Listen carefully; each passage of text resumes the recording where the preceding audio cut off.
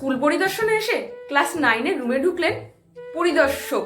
তো তখন ইতিহাস ক্লাস চলছিল। পরিদর্শক ফার্স্ট বয়কে ডেকে জিজ্ঞাসা করলেন, বলো তো সোমনাথের মন্দির কে ভেঙেছিল?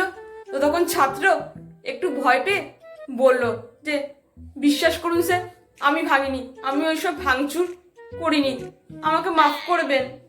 ছাত্রের এইসব কথাবার্তা শুনে পরিদর্শক ক্লাস টিচারের দিকে তাকিয়ে বললেন যে, আপনার ছাত্র এসব উল্টোপাল্টা কি বলছে?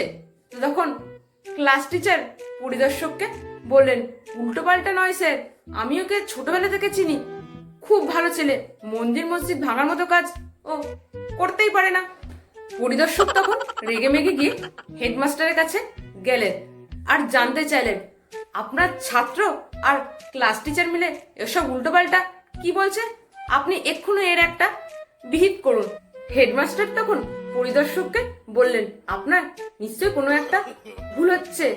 আমি ইতিহাস শিক্ষককে ব্যক্তিগতভাবে চিনি, উনি খুব ভালো মানুষ, সৎ ও সত্যবাদী, আর আমার ছাত্ররাও খুব ভালো।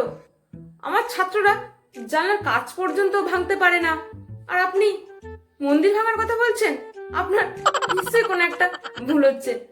হেডমাস্টারের এই কথা শুনে পরিদর্শক তো বেহুশ।